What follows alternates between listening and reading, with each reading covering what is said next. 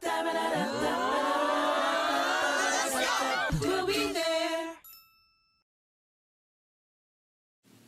semua, perkenalkan, aku Arka.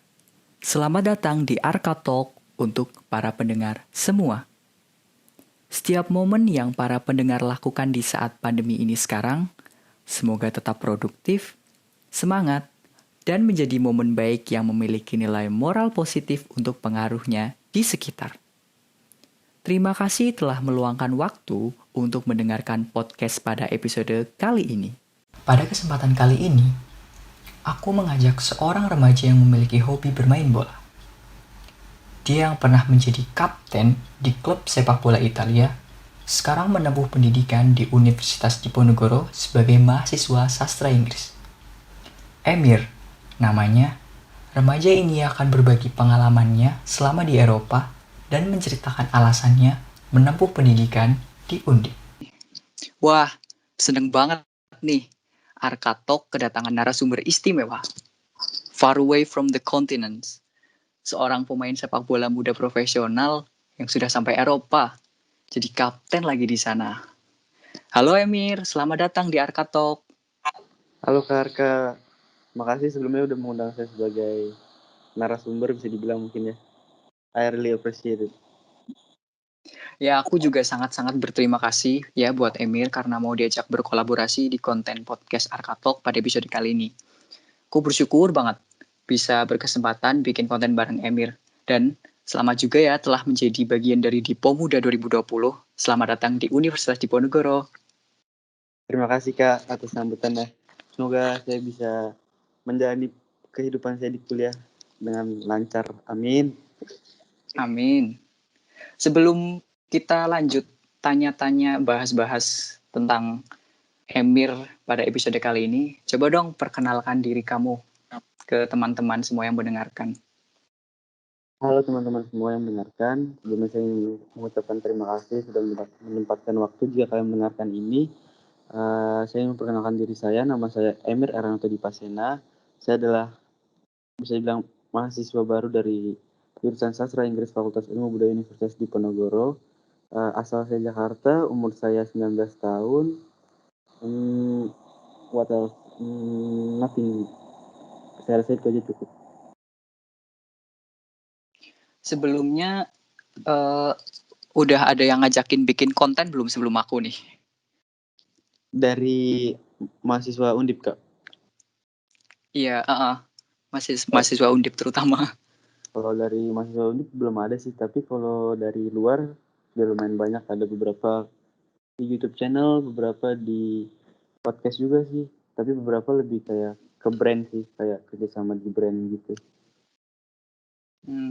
Berarti kalau yang konten kayak gini tuh punya aku nih termasuk yang pertama gitu ya, atau gimana?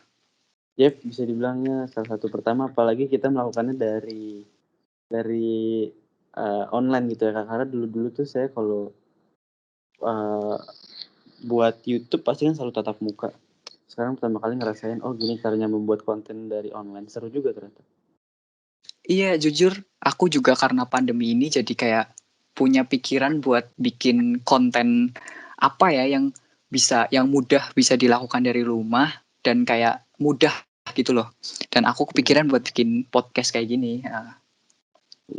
Tapi podcast Terus, ini emang bahas semua hal atau hanya olahraga apa gimana, Kak?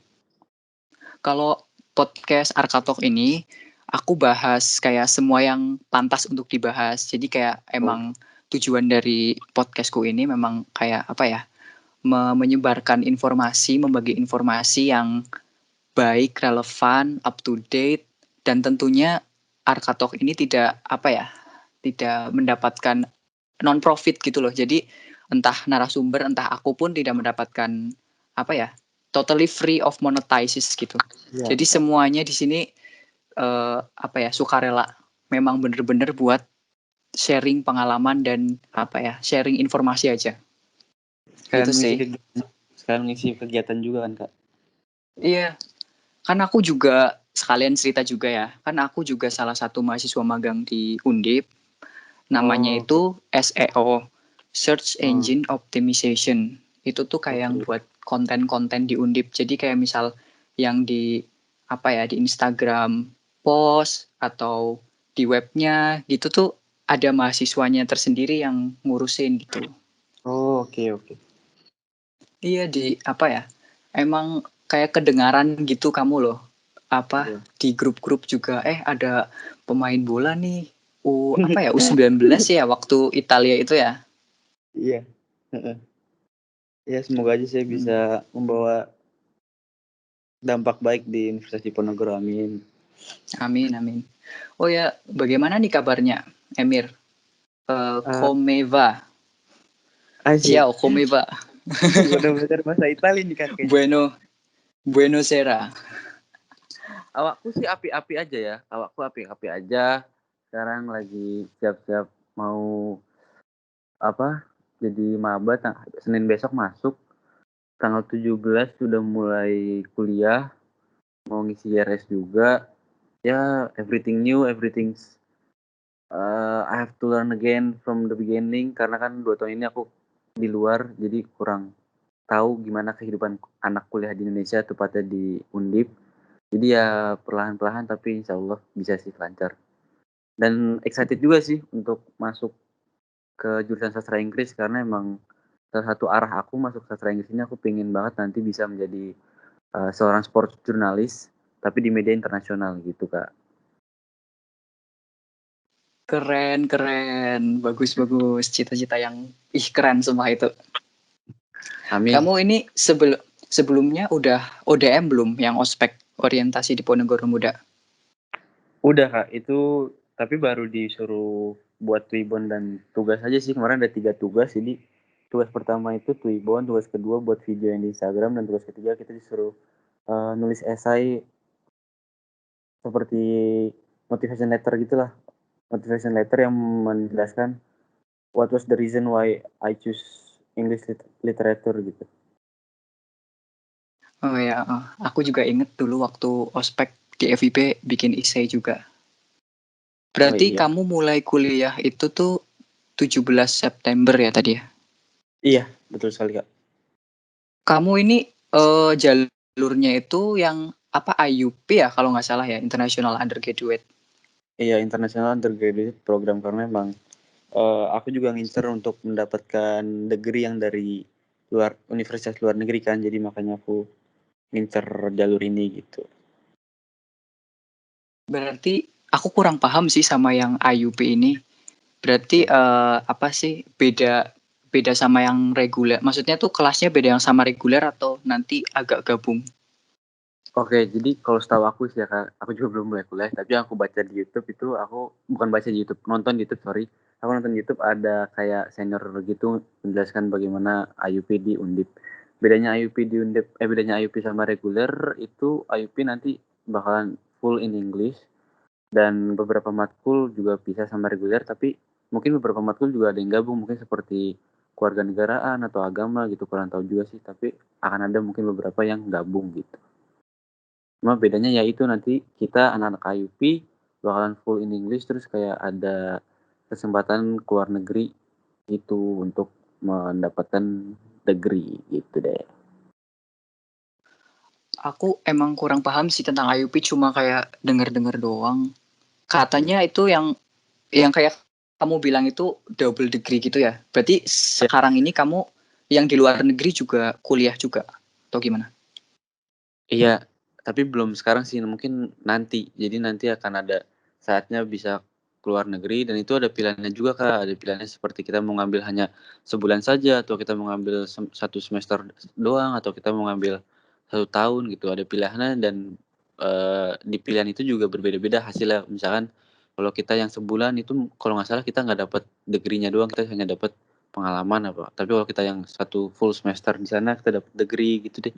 Gitu sih Kak, aku juga belum terlalu ngerti, cuma aku kemarin dengar-dengar dari senior aku aja dia anak IUP tapi jurusannya manajemen kalau nggak salah. Oh iya. Emang apa ya? Emang bukan ranahnya aku juga sih kalau bahas yang kayak gini memang Iya. aku masih kurang tahu juga IUP. Setidaknya ya Iya. tetap semangat aja sih buat kuliahnya. Makasih Kak. Nah, Sekarang aku mau bahas tentang bola nih.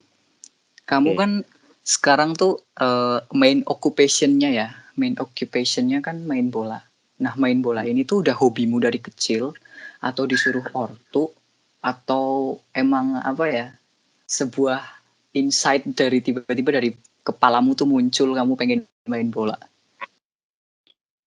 bisa dibilang ini adalah sepak bola hobi aku dari kecil sih, Kak. Jadi awalnya papa aku tuh emang suka sepak bola, dan dari kecil tuh aku dibelinya DVD-nya DVD bola gitu, seperti tim-tim Barcelona, tim-tim Arsenal tuh mereka ada DVD-nya, terus aku dibeliin, aku nonton secara nggak langsung. Secara nggak langsung juga aku mulai main bola dari kecil, umur umur berapa, 7 tahun, 8 tahun di SD.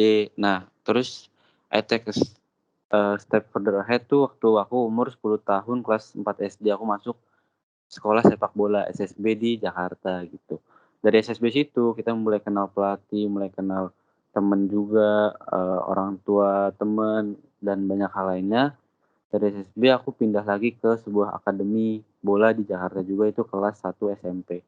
Dari situ lebih berkembang berkembang berkembang, dan pada akhirnya kayak aku memutuskan, oke, if there is a job from this sport, why kenapa aku nggak mau gitu, aku mau banget gitu. Terus singkat cerita SMA aku lulus, dan teman-teman aku yang lain pada kuliah, eee, seperti biasa aku tuh bilang ke orang tua aku kalau, "Maaf Pak, aku lagi pengen nyoba keluar dari zona nyaman gitu, aku pengen, eee ngerasain apa yang belum pernah aku ngerasain gitu. Aku pengen tinggal jauh dari keluarga, aku pengen belajar bahasa baru, aku pengen belajar kultur baru, aku pengen punya teman internasional gitu. Akhirnya alhamdulillah dapat jalan, bisa ke Italia ini, dan alhamdulillah juga berbuah hasil, aku bisa dibilang membawa harum nama Indonesia mungkin ya, insyaallah. Nah, hasilnya dari situ gitu. Cuma kemarin karena pandemi aku pulang ke Indonesia lagi gitu. Kenapa kenapa kamu pilih, Itali? Maksudnya tuh, kamu ini kan keluar dari zona nyamanmu kan pengen ke luar negeri, tapi kenapa secara spesifik tuh Itali gitu? Kenapa nggak Inggris atau Spanyol mungkin? Oke, sebenarnya tuh awalnya dari kelas 3 SMA tuh aku udah pernah coba ke Australia, Kak. Australia itu aku seperti ikut seleksi masuk Akademi Barcelona, tapi di Australia, cabang Australia.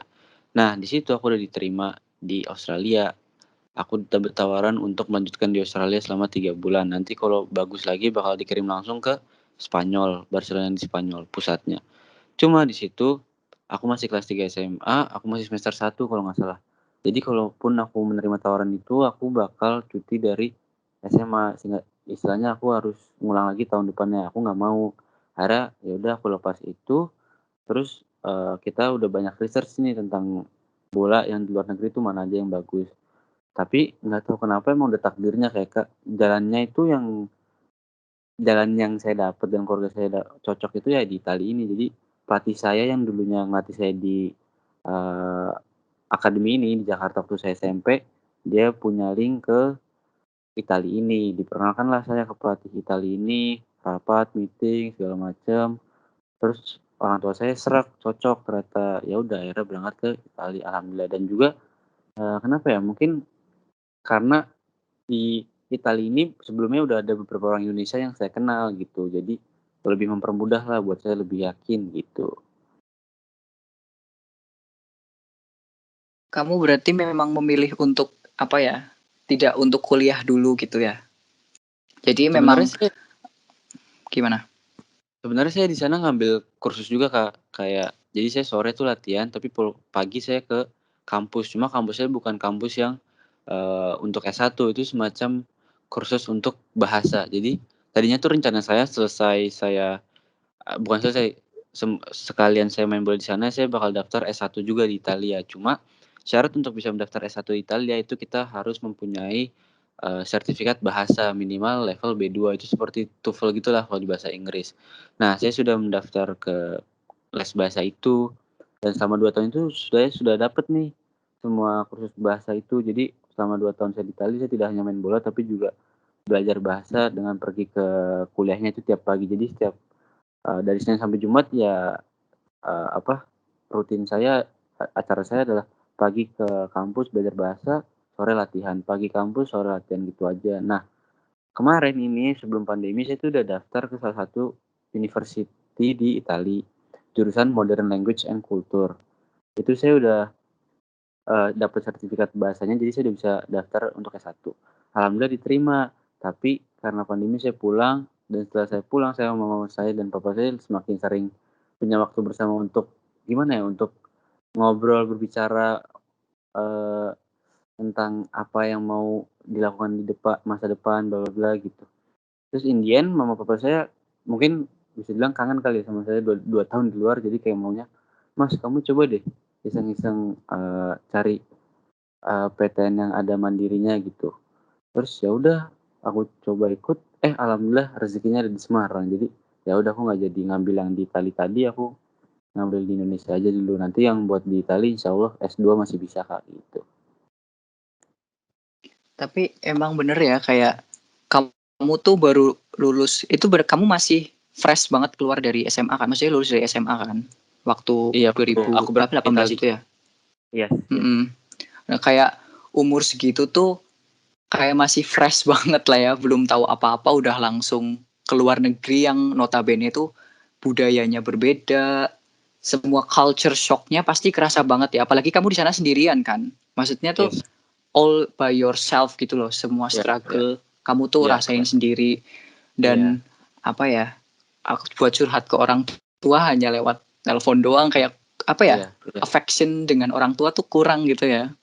Pasti ya, aku paham sih sama orang tuamu pasti kayak kangen gitu 2 tahun Iya. di luar jauh dan mungkin memang ya pilihan orang tuamu buat, apa ya, sementara ini gitu, sementara ini untuk di Indonesia dulu mungkin ya baik juga gitu. Iya. Iya. Iya Ya nam yang paling aku pelajarin setelah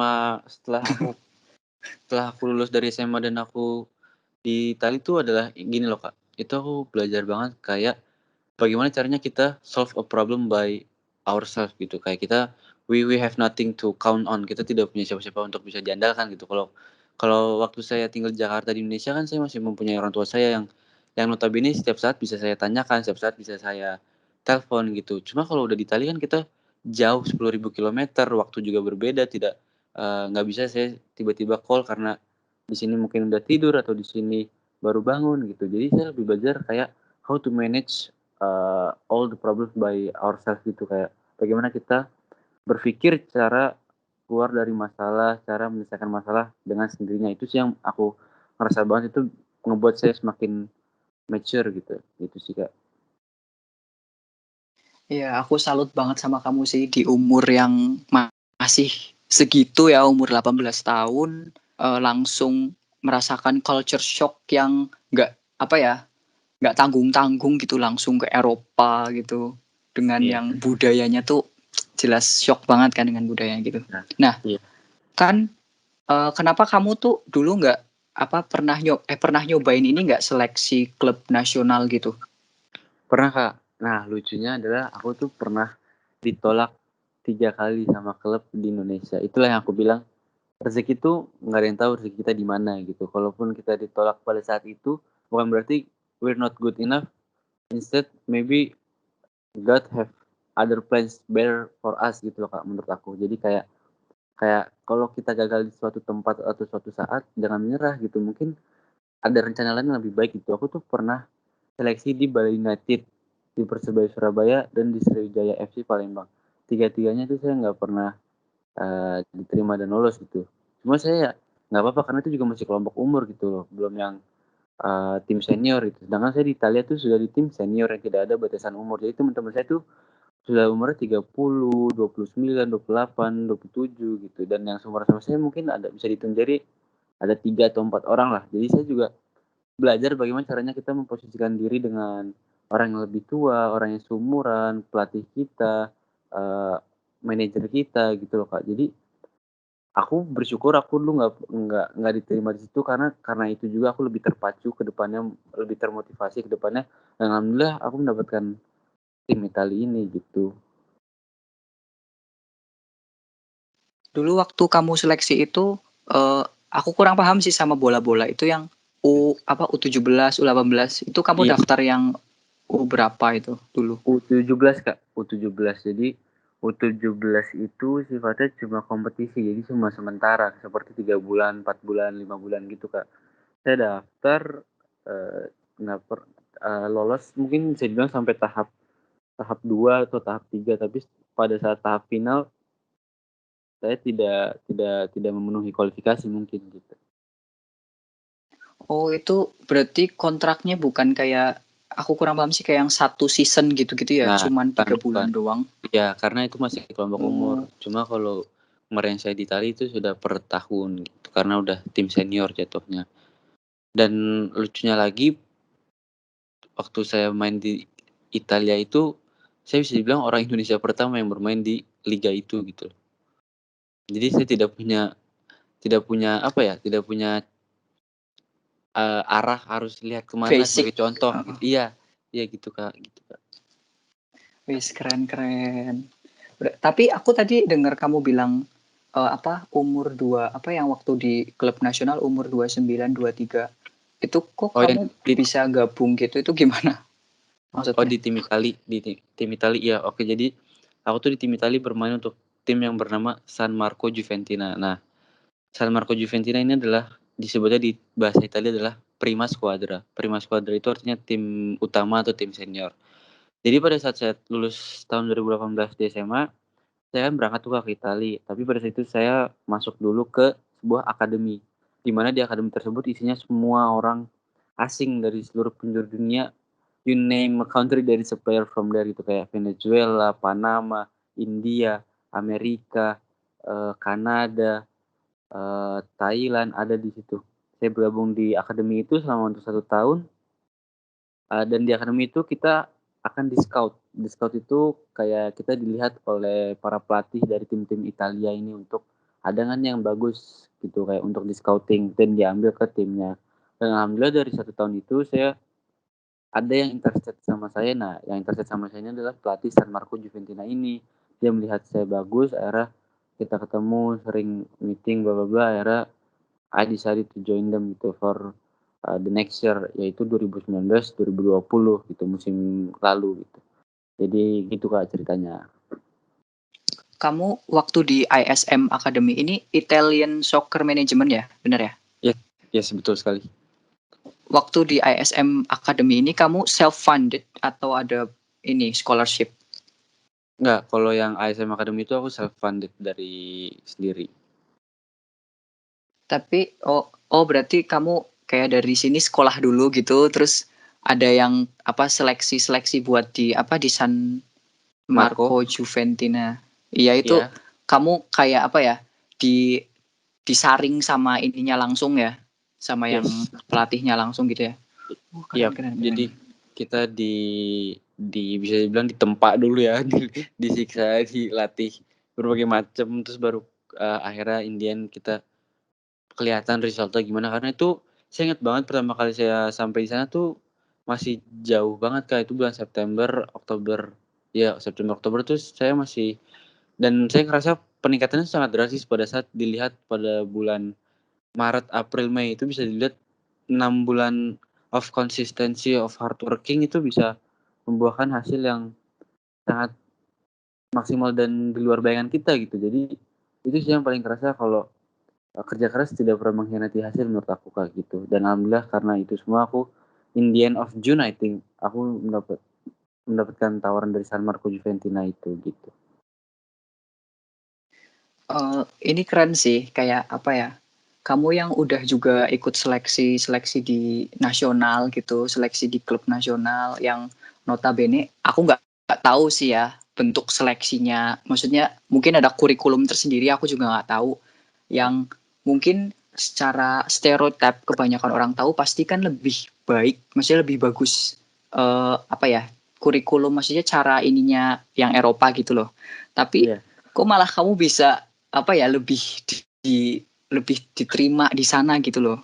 Padahal kamu tadi bilang kan udah ada 3 klub ya, klub iya, nasional Bali, Surabaya sama Palembang, dan iya. kamu itu ditolak semua. Tapi malah yang di San Marco ini kamu keterima, wis keren banget. Orang Indonesia pertama juga ya. Iya Kak. Ya itu yang seperti saya bilang tadi, rezeki nggak ada yang tahu gitu kita akan mendapatkan di mana. Dan I think the reason why I feel more comfortable playing there in Italy is because the way of play, the way of football they play is different in here in Indonesia. Like kayak di sini di Indonesia tuh mereka lebih ke fisikal dibanding taktikal. Sedangkan there in Italy they a lot use more of tactical daripada fisikal gitu. Jadi nggak tahu kakak udah pernah ngeliat aku in real life apa belum, tapi mungkin kalau lihat mungkin agak kaget karena oh Ember nggak terlalu tinggi ya ternyata gitu. Aku tuh nggak terlalu tinggi dan tidak terlalu berisi badannya gitu. Cuma I know where di mana kelebihan aku tuh, aku tahu di mana aku merasa kelebihan aku ada di passing, kontrol, dan visi bermain gitu kak. Sedangkan kalau di sini di Indonesia yang dicari adalah pemain yang bisa kuat tenaga, kuat fisik, kuat stamina, dan kuat di dalam duel-duel udara gitu. Itulah mengapa saya ngerasa, oh saya di Itali bisa diterima karena aku sudah tahu nih di mana kelebihan aku dan aku tahu bagaimana cara mereka bermain dan aku merasa lebih cocok juga sih bermain di Itali karena ya itu tadi aku lebih suka bermain dengan gaya taktikal Eropa gitu dibanding gaya fisikal di sini Indonesia gitu. Ditambah di Itali itu kan ada 4 musim. Aku tuh suka banget musim dingin. Jadi lebih gimana ya Kak? Tahu nggak sih ya kalau kayak you have that first first moment in your life when you experience something kayak wah, gue pertama kali main di musim dingin gitu. Tambah excited nggak sih? Kayak aku ngerasanya gitu. Jadi mungkin itu juga faktor-faktor itu yang ngebuat aku lebih lebih apa ya, bisa lebih berkembang di sana dan bisa diterima di sana gitu dibanding di Indonesia sini gitu. Itu waktu kamu first time experience ngerasain musim dingin, kan, apa ya, fisik orang Indonesia kan fisik yang tropis kan, terus kamu Iya, harus bermain di lapangan dengan kondisi suhu yang, apa ya, rendah rendah gitu, iya. kamu lari gitu, terus main bola gitu, apa, kayak nggak ini loh, apa sih bahasanya Ki, eee, nafasnya itu gimana gitu loh. Aku yang biasanya lari dingin pagi itu aja udah rasanya kayak dingin gitu loh, Iya, susah iya. nafas. Iya, emang emang kalau saat winter tuh harus tahu banget Kak, itu paling susah adalah pada saat kita pemanasan. Karena pemanasan kan untuk membuat tubuh kita panas gitu ya. Sedangkan kita keluar dari locker room langsung dingin gitu, itu berat banget, itu pasti berat. Cuma gimana ya, aku nggak tahu, aku malah lebih suka main pada saat winter dibanding panas di sini gitu. Karena ya itu balik lagi mungkin setiap orang berbeda-beda gitu, kayak Kakak tadi lari pagi dingin, tapi kalau aku malah suka gitu karena seger gitu. Dan untuk nafas alhamdulillah tidak ada masalah, kayak mungkin ya karena dari mindset kita Kak, itu mindset is key I think. Because from my mindset from the beginning, damn I'll play first time in this condition gitu. Jadi aku kayak excited aja gitu, aku nggak berpikir tentang nafas aku bakal berat, aku nggak berpikir tentang udara sedingin itu gitu. Aku cuma berpikir how grateful I am can experience this thing gitu Kak, menurut aku. Ya mungkin juga kalau aku di posisimu, aku juga orang yang belum pernah ngerasain musim dingin di Eropa Iya, gitu juga ya. Mungkin aku kalau di posisimu juga mungkin bakal excited sih. Tapi iya. aku masih mikir nih, kalau misal main di lapangan, itu kan dingin. Kamu tuh kostumnya itu kostum yang pakai jaket tebel terus lari-larian atau gimana itu?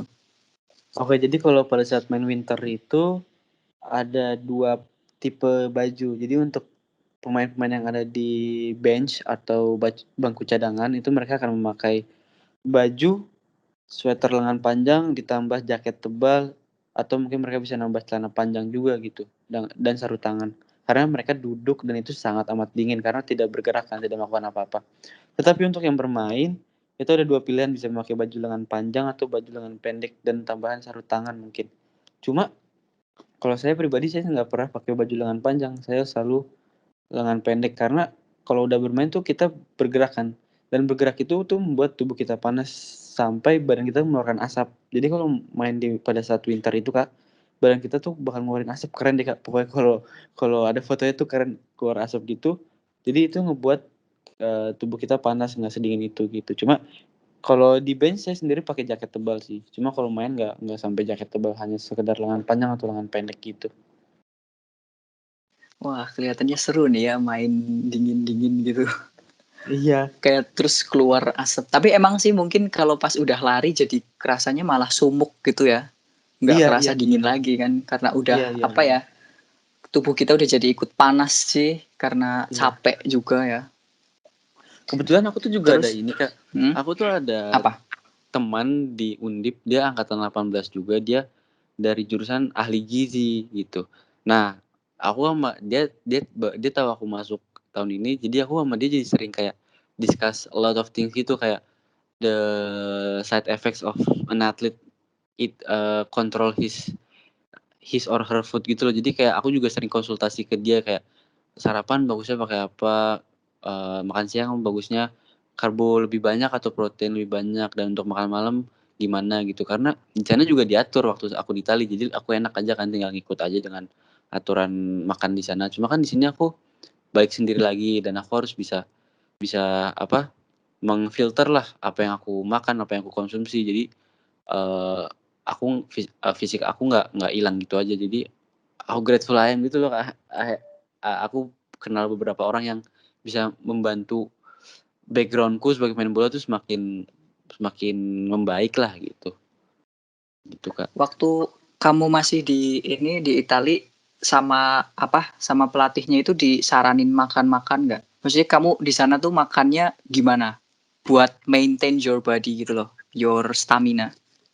Iya, diatur sih, Kak. Jadi di sana tuh ada set menunya gitu ditulis dan ditaruh di setiap, apartemen. Kita kan tinggal di apartemen. Nah, set menunya itu ditaruh di apartemen, terus ya udah kita tinggal ngikutin aja. Biasanya tuh pagi aku sarapan hanya, sereal atau semacam omelet gitu udah, terus makan siang tuh kita hanya pasta, pasta dengan saus, jadi full karbohidrat kalau di sana. Baru malamnya, post training or post match, after training atau after match, kita banyakin protein dengan daging, dengan steak, dengan ayam gitu, Kak.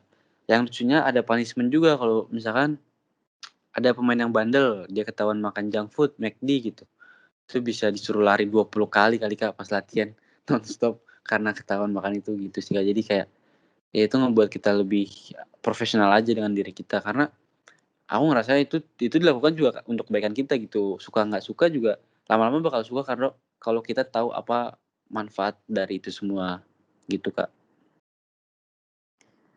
Kamu di Indonesia maintain ini konsumsi makananmu gimana? Kan apalagi Eee, di Indonesia kan lebih banyak pilihan makanan, apalagi kan warteg, apa sih, terus ayam-ayam oh, gitu gimana? kalau di Semarang Borju ya, Kak, itu warkop ya? Borju itu warkop ya, Kak? Burjo, burjo. Borju mah orang kaya ya. Burju, Borju, burjuis. iya. Burjo ya kalau di Semarang ya? Iya, burjo. Oh. Ya soalnya kemarin tuh di grup ada yang ngomong burjo yang itu di mana, aku nggak ngerti burjo itu apa, oh ternyata warkop gitu. Tempat Kamu makan ya, Kak? di Apa sih? Semarang. Enggak, aku di Jakarta, cuma di grup-grup apa, grup yang baru masuk kayak ngomongin burjo, aku kan nggak tahu gitu. Aku baca chat-nya aja gitu. Oh, iya itu di Semarang tuh emang biasa anak-anak kosan tuh makannya di burjo atau enggak ya warteg. Tapi apa ya, menurutku sih lebih murah warteg sih, terus juga Mhm, pilihan menunya lebih banyak. Tapi emang mmm, eh, lebih apa sih ya? Mungkin lebih fast-nya di apa lebih enak gitu ya. iya. Pilihan makanan yang enak menurutku di Burjo sih. Tapi nggak sedikit juga warung makan murah di Tembalang banyak sih juga. Kamu Kalau ini Kakak kampusnya berarti yang ini ya, yang di Tembalang ya apa? berarti ya? Iya iya. FIB Kakak emang Tembalang kan? Kakak juga kan? Oh iya, iya aku di Tembalang juga. Iya, kan kita Aku satu fakultas. ngekos. Iya. Aku Kakak iya ding. Kakak Kakak Aku lebih sering beli makan atau masak? aku beli sih. Oh Kalau masak kadang-kadang aja sih. oh. Mungkin iya sih. Kamu nek waktu di Semarang besok ya, misal waktu ke Semarang itu kamu mau ngekos atau gimana? Iya sih, masih Rumah. masih clueless juga sih antara, mau di daerah mana dan di mananya gitu. Pelan-pelan nyari tapi mungkin ya maybe kos, we see later apa yang terbaik, apa yang orang tuaku cocok juga gitu, gitu sih. Iya sih emang apalagi sekarang masih ini sih ya, masih corona. Iya, masih online. Bingung juga. Aku Iya, juga bingung mau kosnya gimana ya. Di mmm, sana kan bingung. Oh ya lanjut nih. Oke. Kan kamu tadi bilang kontrakmu terputus kan di Iya. San Marco Juventino, ya. Iya. Nah, itu the main reason your contract is that apa ya? Apa terputus itu tuh karena pandemi atau memang karena keputusanmu sendiri? Oke, sebenarnya kontrak aku nggak aku lanjutkan tuh sebenarnya dari awalnya dari diri aku sendiri ya. Karena aku ngerasa yang tadi aku cerita Kak, inget nggak yang aku bilang aku udah apply S1 di Itali, nah aku diterima. Nah itu tuh university aku yang diterima itu berbeda kota dengan tim aku yang San Marco ini gitu. Yang San Marco ini ada di kota Perugia, di mana letaknya di center of Italy dekat Roma.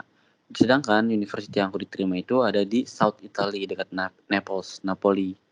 Nah, jadi mau nggak mau pasti kalau aku tadinya aku lanjut di South Italy itu aku bakal pindah dari klub yang San Marco ini ke yang di daerah bawah South Italy itu. Makanya dari awal emang aku udah bilang kayak cuma setahun aja di sini, habis itu aku mau ngajutin pindah kota itu.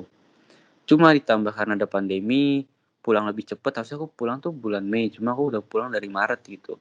Ditambah pulang cepet, ya udah jadi semakin cepet aja gitu perpisahnya. Dan sedih juga sih belum sempet farewell sama teman-teman di sana karena emang cuma bisa video call gitu. Baru beritanya kan mendadak banget di sana waktu itu kan agak serem juga ya ceritanya. Terus jadi kayak ya udah kita, tapi we still keep in touch through WhatsApp, through Instagram, dan mereka semua kayak tahu aku melanjutkan kuliah di sini dengan jurusan ini. Mereka mereka support aku, mereka selalu bilang, mereka menerima aku kalau aku ke sana, dan aku juga mengajak mereka ke sini, ke Indonesia, karena mereka sangat suka Indonesia, mereka sangat penasaran dengan budaya dan kultur di Indonesia, dan mereka juga sangat penasaran dengan bahasanya sendiri sih, karena menurut mereka bahasa kita kalau mereka dengar tuh sangat amat susah. Oh, dan ditambah mereka sangat suka temperatur di sini gitu, kayak di sini kan bisa dibilang selalu summer ya, selalu 30 derajat ke atas. Mereka tuh sangat mengidam-idamkan cuaca segitu gitu kata mereka. Oh, kamu pulangnya itu udah dari Maret ya? Apa pulang ke Indonesianya? Iya udah dari bulan Maret. Oh, berarti waktu apa sih itu? Waktu di sini apa ya, berita yang positif corona di Indonesia ada, kamu udah di sini dong berarti? Udah yang awal-awal banget berita di sini aku udah di sini. Karena di sana emang udah melonjak banget gitu. Jadi emang aku udah Iya. pulang duluan. Makanya aku tuh sempat mikir, kamu tuh ini kalau misal pulang bulan Agustus atau Juli kemarin kan Italia lagi ini banget kan ya, lagi banyak banget Iya yang kena. Terus kamu kok iya. bisa pulang gitu, gimana caranya? Oh, Aku kamu udah pulang dari dari jauh. Maret. Iya. Oh, alah. Nah, aku nemuin satu artikel, bukan artikel sih, postingan di Oke. Instagram. Ya. Eh, Pokoknya di situ kayak bahas tentang kamu ini deh, tentang main bola di Italia itu kan, masuk klub San Marco. Nah, Yes. aku baca comment sectionnya, banyak juga yang nyaranin kamu mending main di luar aja, dan gak sedikit juga yang nyaranin coba deh seleksi ke timnas atau gimana. Nah, dari saran-saran kayak gini, kamu gimana menanggapi saran-saran tersebut tuh gimana? Reaksimu tuh gimana? Pertama reaksi aku pengen bilang mengucapkan terima kasih sekali karena banyak juga yang peduli akan future karir saya mungkin yang bisa dibilang, karena makanya setiap setiap ada yang ngasih saran atau apa, saya selalu mengucapkan terima kasih semua atas saran, dan masukannya gitu. Karena nggak pernah nyangka gitu bakal banyak banget yang aware of my career gitu. Cuma ya balik lagi kayak me and my family have our own of apa ya, our own of, pemikiran mungkin bisa dibilang kayak arahnya mau kemana. Dan memang papa mama saya juga sangat setuju sekali jika saya masih bisa melanjutkan di Eropa. Cuma, saya lebih mikir ke arah gini, Kak, misalkan saya S1 S1 dulu di Indonesia, sedangkan misalkan saya selesai S1 nanti umur 24. Nah, di umur 24 itu kan masih umur yang bugar dan fit untuk bisa bermain sepak bola kan. Nah, itu mungkin jika rezekinya memang di sepak bola, pasti saya ada jalan lagi untuk bisa balik ke Eropa gitu, untuk untuk membawa harum nama Indonesia. Cuma first thing first ya academic is number one priority kalau menurut saya karena, it's such an reality gitu. Kita tahu umur seorang atlet mungkin hanya mencapai 20 sampai 25 tahun dan setelah itu mereka harus mempunyai plan B dan sedangkan aku, sudah mengutamakan plan B itu kayak yang aku tadi bilang aku pengen menjadi sports journalism di international media gitu, seperti Sky Sport atau ESPN gitulah sort of. Dan karena mamaku juga seorang, guru, jadi basic mamaku tuh guru, jadi mamaku juga nge-support aku untuk, ngutamain akademik dulu untuk saat-saat ini karena kan 2 tahun terakhir aku udah ngutamain sepak bola passion aku gitu. Sekarang saatnya aku akademik dulu nih untuk, plan B aku gitu. Cuma nanti setelah saya insyaallah alhamdulillah aku rampung S1-nya, ya kalau masih ada jalan balik ke Eropa kenapa enggak gitu. Atau mungkin karena sekarang masih online mungkin ada kesempatan juga gitu saya bisa ke Eropa, cuma belum tahu masih abu-abu nanti, harus diomongin lagi sama mama papa saya. Jadi ya untuk sekarang aku fokus aja dulu sama sastra Inggris aku di International Undergraduate Program di Universitas Diponegoro gitu. Tapi aku sangat berterima kasih udah semua yang sudah mengasih saran dan masukan kepada saya gitu.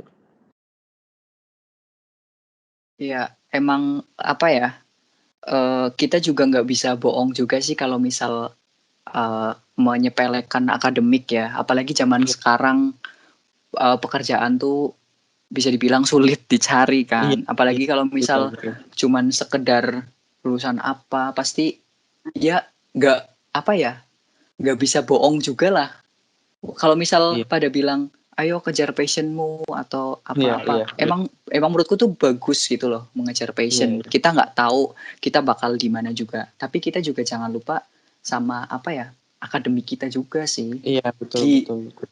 di era era sekarang ini tuh akademik menurutku sih emang penting, kalau menurutku ya. Tapi Iya. secara kenyataan iya nggak sih? Iya, bener betul Kayak kamu juga tadi sih. bilang, Iya waktu kamu bilang umur atlet kayak cuma 25, terus-terusnya plan B gitu-gitu, kan mau nggak mau kamu juga sekarang-sekarang harus mempersiapkan plan B tersebut. Salah satunya itu dengan yes mengejar akademik gitu kan. yes yes, betul sekali Mhm, gitu. oke.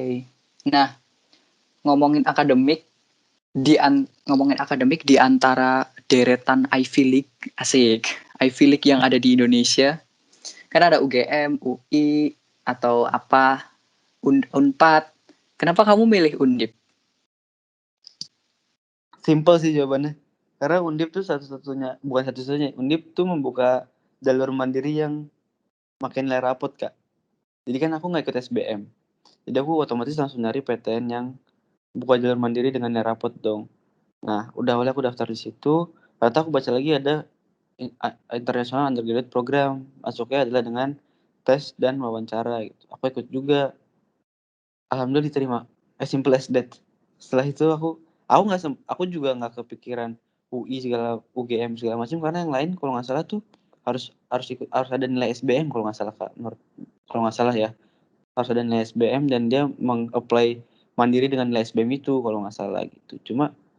Tapi emang dari awal niat aku tuh kalaupun aku kuliah di Indonesia, aku maunya di luar Jakarta ya karena yang tadi aku bilang, Kak, kalau kita ngerantau tuh kita bakal ngerasa, eee, getting know siapa kita gitu nggak sih, Kak? Kayak kita lebih tahu siapa kita dan kita lebih mature aja yang tadi aku cerita tadi dan Kakak juga pasti ngerasa dengan Kakak ngerantau pasti banyak hal yang baru Kakak rasain tuh saat ngerantau gitu. Aku yakin banget setiap orang yang ngerantau tuh pasti ngelewatin masa-masa yang membuat lebih mature itu dan alhamdulillah salah satunya ya Undip ada di kota Semarang dan beberapa temanku juga ada di sana gitu, di Undip dan I think Semarang is a nice city nggak sih? Kayak kota yang bisa dibilang, apa ya, unik juga. Aku juga jadi semakin curious curious gitu tentang Semarang.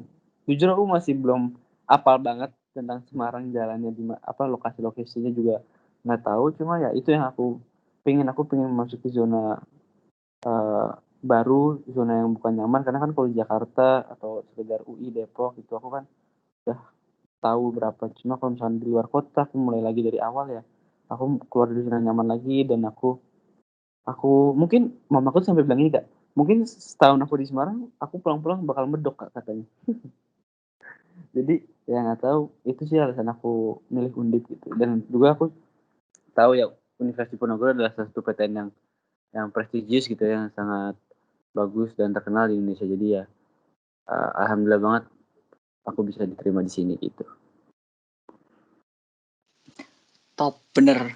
Emang tujuan rata-rata orang yang dari luar Semarang, terutama yang kuliah di Undip tuh memang keluar dari kota mereka sih. Aku emang juga tujuan utamaku bisa keluar dari Purwokerto. Kayak karena aku pengen apa ya? Aku pernah baca ini loh kayak hadis dalam Islam gitu. Kayak Iya, kamu tuh keluar dari negerimu gitu loh.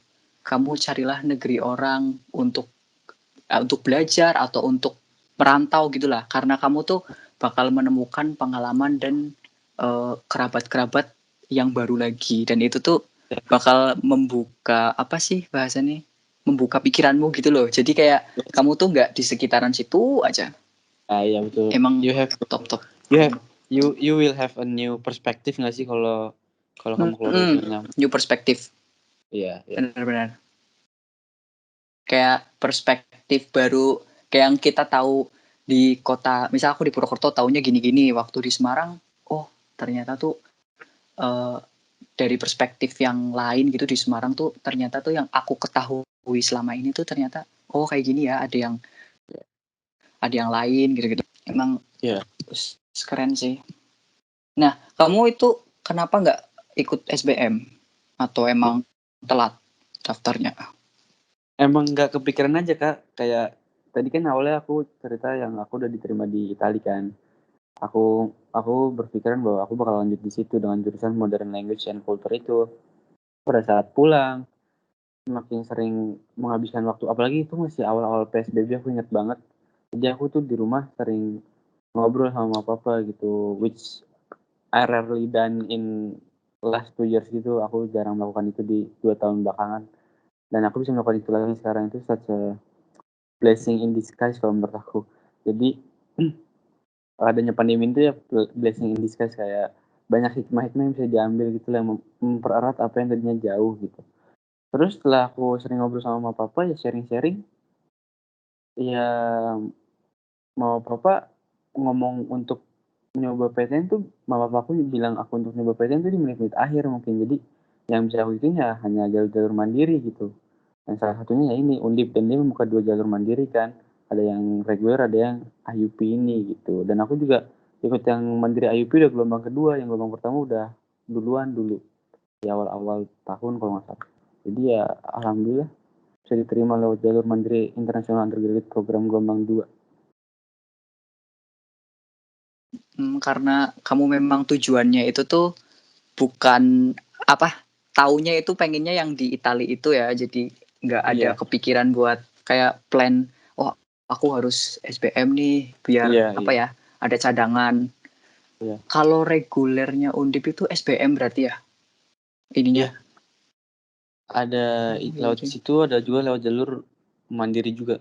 Mandiri juga mereka membuka jalur 2 gelombang apa untuk reguler kalau nggak salah gitu. Nah sekarang ke pertanyaan terakhir ya Yes. karena udah kelamaan juga. Nah untuk semuanya yang mendengarkan apa podcast Arka Talk sekarang ini episode kali ini terutama yang punya hobi main bola gitu. Nah, kamu pesan-pesan buat mereka apa? Apalagi yang hobi main bola itu kan udah passion kayak pasti banyak kepikiran pengen jadi pemain bola gitu kan. Nah, pemain bola profesional gitu kan. Nah, kamu pesan-pesan untuk mereka apa? Oke, pesan-pesan untuk teman-teman yang hobi bermain bola adalah jangan pernah berhenti bermain bola karena, bermain bola itu tidak hanya sekedar kamu mengejar mimpi menjadi pemain sepak bola, tapi kalaupun kamu tidak bisa menjadi pemain sepak bola, kamu seenggaknya bisa bersilaturahmi dengan teman-teman kamu di dalam ruang lingkup yang mempunyai hobi yang sama yaitu sepak bola. Dan yang paling penting adalah mempunyai, teman sebanyak-banyaknya karena link itu tidak pernah ada yang tahu, bisa jadi dia mengajak kamu kerja di suatu perusahaan karena sama-sama suka bermain bola, bisa jadi dia memperkenalkan kamu dengan jodoh kamu di masa depan karena sama-sama suka, main bola, dikenalkan dengan sepupunya mungkin. Pokoknya sepak bola itu sangat amat luas, tidak hanya sekedar make it to pro gitu. Menurut aku sepak bola bisa mempererat silaturahmi, bisa memperpanjang umur juga, ya itu juga sih yang terakhir yang paling penting link. Karena ya kita tahu kita harus bisa menjaga link dengan siapapun karena no one's know what happen in the future gitu, nggak ada yang tahu apa yang terjadi di masa depan gitu. Siapa tahu teman kamu yang dulunya sering bermain bola bareng di kuliah pas udah gede tiba-tiba dia yang nolongin kamu pada saat kamu butuh apa-apa, kan jadi kita semua nggak ada yang tahu. Jadi pokoknya kalau bisa jangan pernah berhenti dan ditambah juga olahraga kan, olahraga adalah hal yang sehat banget untuk dilakukan gitu. Jadi jangan pernah malas untuk bermain bola dan ingat sepak bola adalah hal yang sangat amat luas dan kompleks, jadi jangan dilihat dari sekedar, make it pro aja, cuma dilihat dari hal-hal lainnya gitu aja sih pesan-pesan aku untuk teman-teman yang suka main bola. Mantap, keren. Emang semua yang memiliki passion memang apa ya, menurutku harus dilanjutkan aja sih. Yes. Ya walaupun semua orang memiliki privilege yang berbeda-beda, maksudnya keberuntungan yang berbeda-beda memang. Tapi kalau misal kalian ada kesempatan sedikit buat melakukan buat melanjutkan passion kalian, ya mending lanjutin aja gitu loh. Karena Setuju. kita nggak tahu loh your main occupation atau takdirmu ke depannya tuh bakal gimana, kita nggak ada yang tahu. Jadi mending coba aja dulu gitu. Semua itu berawal dari kayak coba aja dulu aja gitu. Oke. Betul. Terima kasih buat Emir ya. Makasih Sama-sama, banget udah bersedia. Makasih banget udah bersedia aku ajak berkolaborasi di konten podcast Arkatalk pada episode kali ini. Yes. Tetap sehat ya. Amin. Tetap semangat kuliahnya. Siap. Semangat besok tanggal 17 September. Siap. Makasih Kak. Oke, terima kasih. Nah, untuk para pendengar Arkatalk semuanya, sekali lagi terima kasih telah mendengarkan podcast Arkatalk pada episode kali ini ya. Aku berharap apa yang telah aku dan Emir bagi cerita tadi dapat bermanfaat, menambah informasi, wawasan, dan menginspirasi kalian para pendengar semuanya ya. Tak ada yang sempurna. Mohon maaf atas segala kekurangan dalam ucapan, perlakuan, dan hal-hal yang membuat segala pihak merasa tersinggung. Segala kritik, saran, dan koreksi akan sangat aku apresiasi. Mohon dukungan dan bantuannya untuk membuat Arkatalk ini menjadi podcast yang memiliki nilai positif, menjadi wadah berbagi informasi yang bertanggung jawab, dan memiliki manfaat baik bagi para pendengar dan halayak semua. Sampai jumpa di episode-episode Arkatalk selanjutnya. Terima kasih untuk para pendengar Arkatalk. Semoga apa yang telah aku bagi cerita tadi dapat bermanfaat bagi kalian semua. Pakai masker dan jaga terus kesehatan kalian. Sampai jumpa.